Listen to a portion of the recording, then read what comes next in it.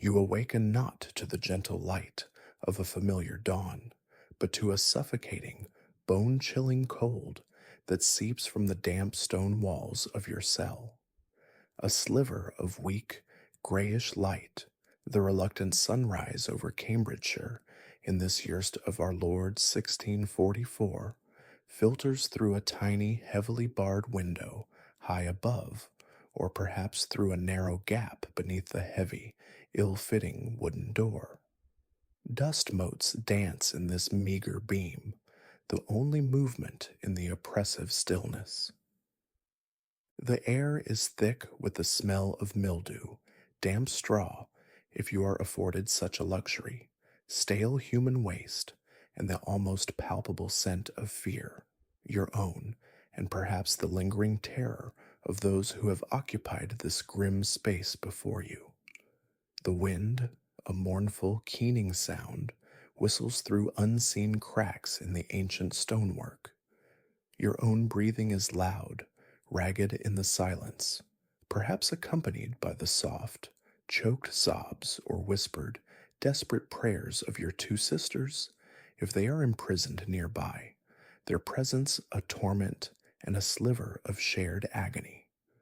Far off, you might hear the slow, tolling bell of a church, each chime a nail in the coffin of your hopes, or the growing, indistinct murmur of the village awakening, preparing for the spectacle, your execution.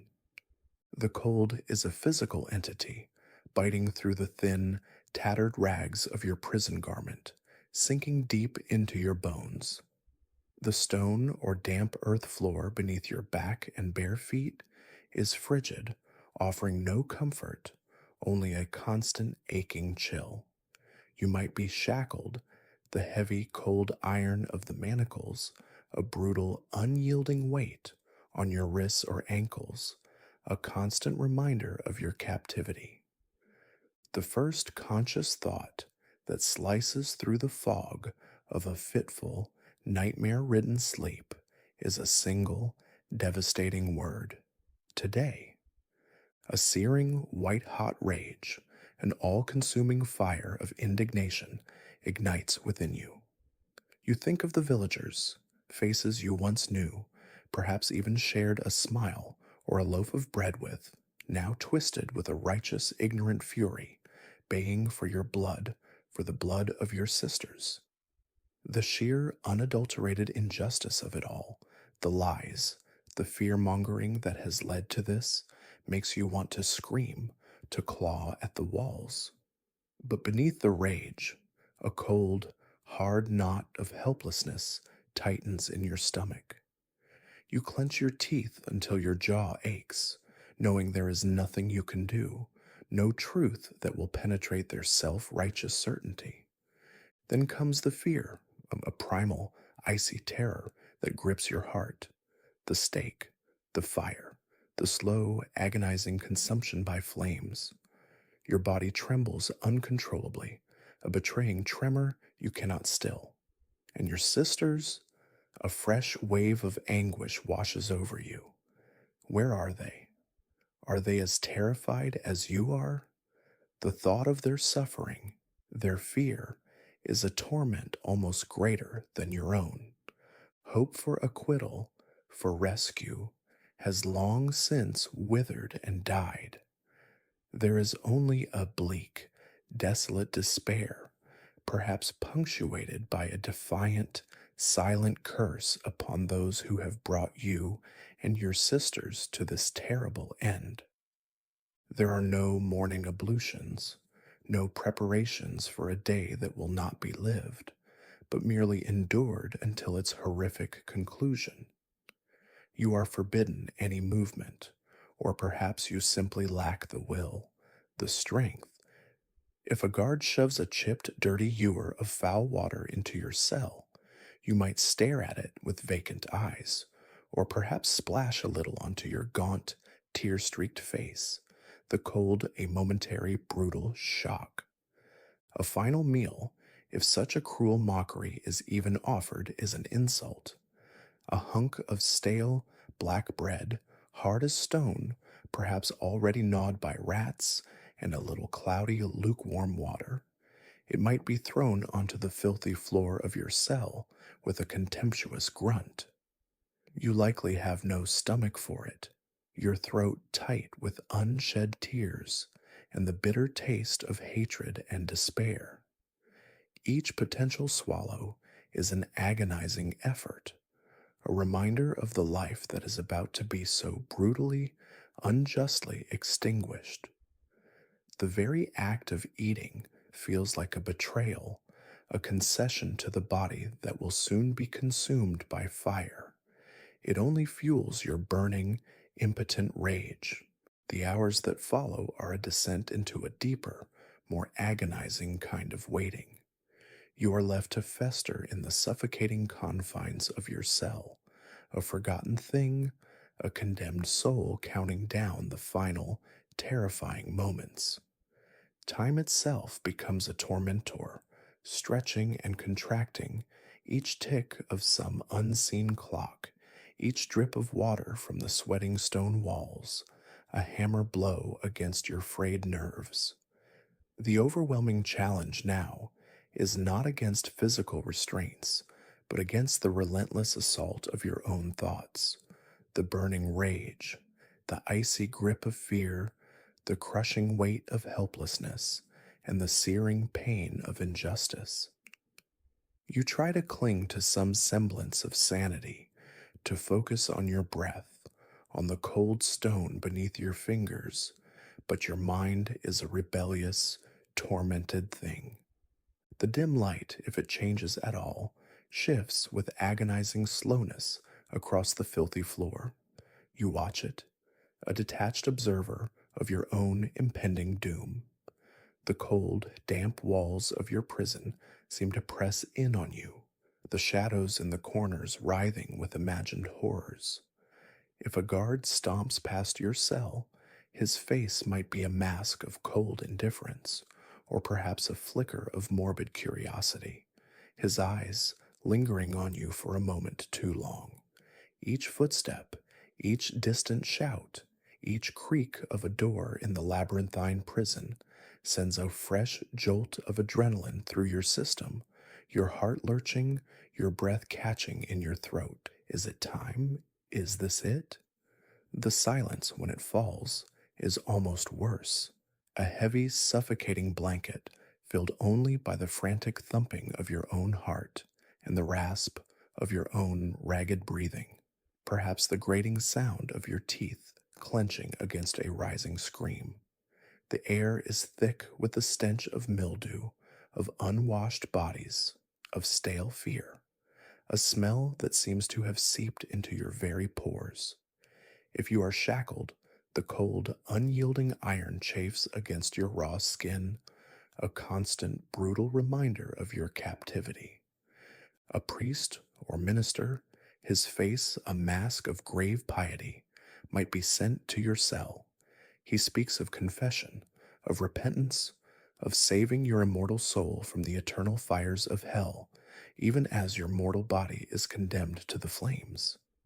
His words, meant to offer comfort, or perhaps to extract a final, damning admission, feel like salt rubbed into an open wound.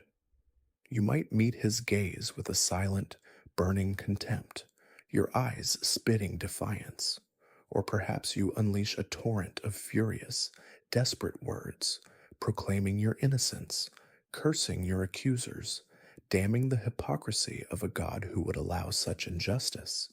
Confess? Repent? For what? For knowing the herbs of the field? For easing a neighbor's pain? For being a woman, alone, with sisters, in a world that fears what it does not understand?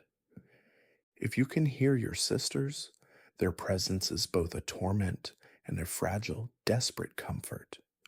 A muffled sob, a whispered prayer, a choked cry, each sound a fresh stab to your heart, a reminder of their shared fate.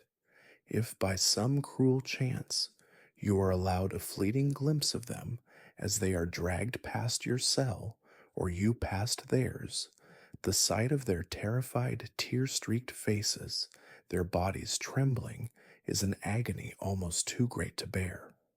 A look might pass between you, a look of shared terror, of boundless love, of unutterable despair, and perhaps a flicker of defiant solidarity. We face this together. Your mind becomes a relentless tormentor, replaying memories with a cruel, vivid clarity. The faces of the villagers who accused you, neighbors you once trusted, people you may have helped, their expressions now twisted with fear and a righteous, ignorant fury. You remember their whispers, their pointing fingers, the escalating paranoia that led to this. You recall your mother, perhaps, and the simple folk remedies she taught you, the knowledge of herbs and healing that has now been twisted into evidence of witchcraft.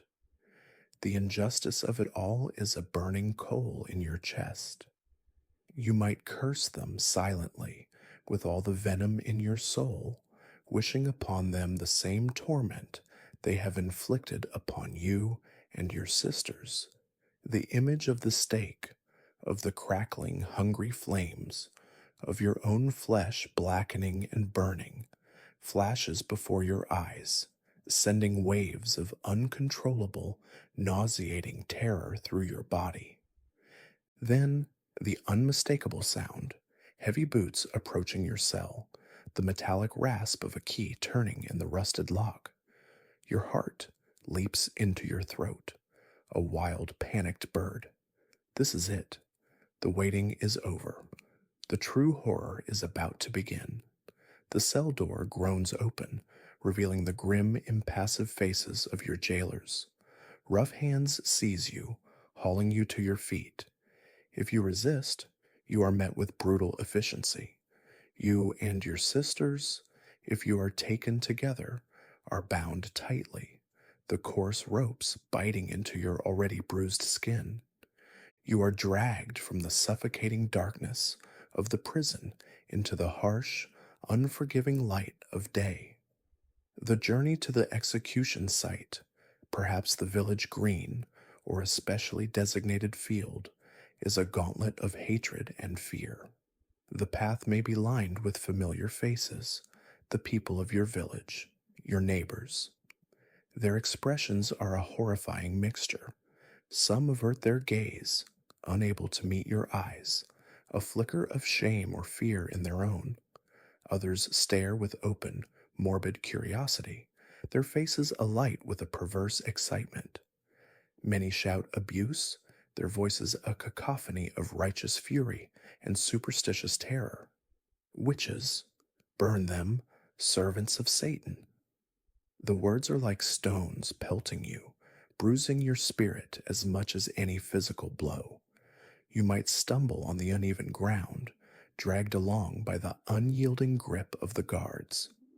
You see the pyre, a crude, towering structure of dry wood and faggots, waiting in the center of the square or field. A stake, or perhaps three, stands starkly against the gray Cambridgeshire sky. The sight of it, the instrument of your agonizing death, sends a fresh wave of icy terror through you. The crowd is a sea of hostile faces, their eyes fixed on you and your sisters. You hear their jeers, their curses, the frightened cries of children who have been brought to witness this justice.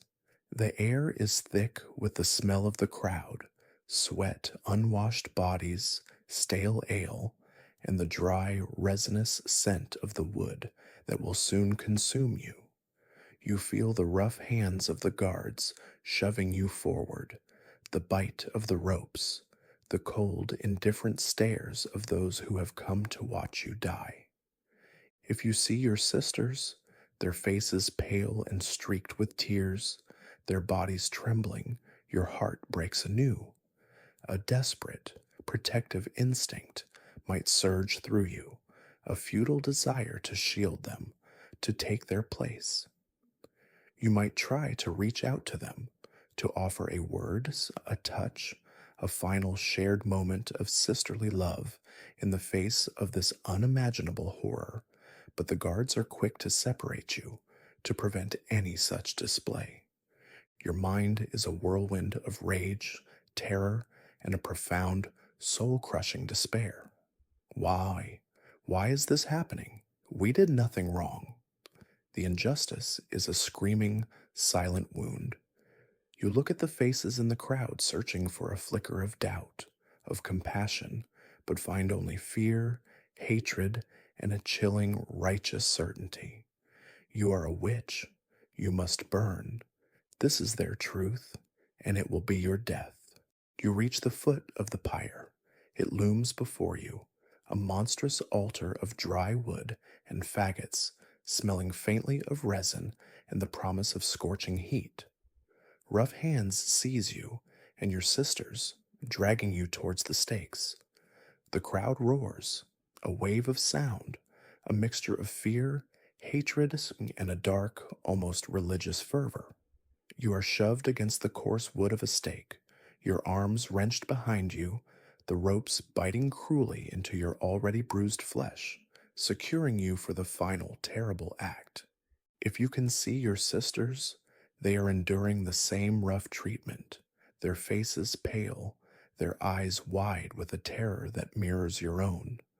Perhaps a final, desperate look passes between you, a look of shared agony, of unbreakable sisterly love, of a rage that burns hotter than any earthly fire. You might try to call out to them, a last word of comfort, of defiance, but your voice is lost in the din of the crowd, or perhaps a guard shoves a dirty gag into your mouth. A priest, his face grim and set, steps forward, holding a crucifix aloft. He intones prayers, or perhaps a final condemnation, his voice barely audible above the jeers and shouts of the mob. His words of salvation and damnation are a meaningless drone to you now. Your God, if you ever believed in one, has abandoned you to this. Your only communion now is with the raw, primal terror of impending agonizing death, in the burning, unquenchable hatred for your accusers, for this village, for a world that could allow such barbarity. Then you see the torches, held aloft by grim-faced men. Their flames dance and flicker in the gray Cambridgeshire light, hungry and eager. The crowd falls into a momentary, expectant hush. This is the moment they have been waiting for.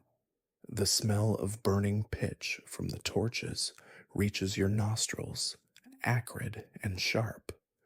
The men approach the pyre.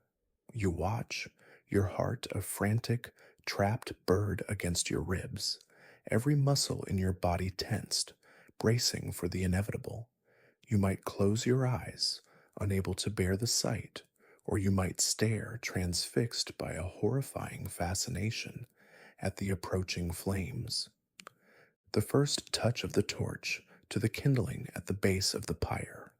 A small flicker, then a crackle as the dry wood catches. Smoke, thick and acrid, begins to rise, stinging your eyes, catching in your throat, making you cough. The crowd roars its approval.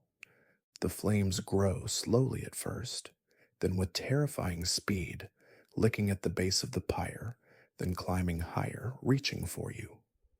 You feel the heat, a wave of scorching intensity that drives the cold from your bones, replacing it with a far more terrible sensation. Your skin prickles, then begins to burn. The smell of your own singeing hair, your clothes catching fire, is a new, horrifying assault on your senses. Pain, unimaginable, all-consuming pain. It starts as a searing heat, then escalates into an inferno that engulfs your entire being. Your skin blisters, blackens, splits. The ropes that bind you burn away, but there is nowhere to go, no escape from the roaring, devouring furnace. You might scream, a raw animal sound of pure agony, or perhaps the smoke has already choked your cries, leaving you to suffer in a horrifying, suffocating silence. Through the haze of smoke and the blinding, searing pain, you might see the faces of the crowd, distorted and demonic in the flickering firelight. You might see your sisters, their bodies writhing in the same unimaginable torment, their silent or vocalized screams a terrible echo of your own. The love you feel for them, the shared agony, is a final, terrible bond. Your thoughts, if any coherent thought can still form in the inferno of pain, might be a desperate prayer for it to end, for oblivion, for death to come quickly and release you from this unbearable torment. Or perhaps, in a final defiant act of will, you focus all your remaining consciousness on a single burning curse upon those who have done this to you, a curse you hope will follow them to their graves and beyond. The world dissolves into a roaring, blinding, searing agony. The smell of burning flesh, your flesh, fills your nostrils. The roar of the flames and the roar of the crowd merge into a single deafening wave of sound. Then slowly, or perhaps with a sudden merciful rush, the pain begins to recede, to be replaced by a strange, floating numbness. The sounds grow distant, muffled, the light begins to fade. There is no true nightfall for you, not in the way the living measure the passage of time. Your day, your life, ended in a conflagration of agony and injustice under the watchful, pitiless eyes of the Cambridgeshire sky. What follows the fading of your consciousness is not the gentle embrace of sleep, but an abrupt and absolute extinguishing. The crowd, their morbid curiosity sated, their righteous fury perhaps momentarily appeased, or perhaps already turning to new fears and new scapegoats, eventually disperses. Their voices, once a roaring tide of condemnation, fade into the mundane sounds of village life resuming. The executioners, their grim task completed, will clean their tools, their faces impassive or perhaps etched with a weary disgust. The pyre, now a smoldering ruin of blackened wood and glowing embers, will slowly cool, a monument to the fear and superstition that consumed you. Your body, or what remains of it, is now nothing more than charred bone and ash. It might be left on the pyre for a time, a grim warning to any others who might dare to deviate from the accepted norms, to question, to be different. Eventually, these pitiful remains might be unceremoniously swept away, perhaps buried in unconsecrated ground, or simply scattered to the winds, denied even the dignity of a proper grave. Your name and the names of your sisters will become a local legend, a whispered tale to frighten children, a dark stain on the memory of the village, or perhaps, conveniently forgotten, erased from the official narrative. Was there any justice in your fiery end? For the crime of perhaps knowing too much about herbs, of being a woman who did not conform, of simply being in the wrong place at the wrong time when fear and hysteria took root, your life and the lives of your sisters were brutally taken. In the grand, terrifying theater of the witch trials that swept across England and Europe, your individual existence, your innocence, your suffering were but insignificant details, easily sacrificed on the altar of religious fanaticism and social control. The village of your accusers will continue. The seasons will turn. Children will be born. People will die of natural causes. Harvests will be gathered, and life, in its relentless, indifferent way, will go on. But perhaps, in the quiet moments, in the dead of night, Some of those who watched you burn, some of those who cast the stones of accusation will feel a flicker of doubt, a prick of conscience, a haunting memory of your defiant eyes or your agonized screams, or perhaps not. Perhaps they will sleep soundly, secure in their righteousness. Your day, your life, has ended in a horrific spectacle of fire and fury, but the echoes of your final, defiant thoughts, the silent curse of an innocent woman condemned, the unquenchable spirit that refused to be entirely broken, even in the face of unimaginable torment, might linger in the very air of that place, a somber, invisible testament to the enduring human capacity for both cruelty and resilience, and a chilling reminder of the darkness that can lurk beneath the veneer of piety and order. The ashes cool, silence at last descends,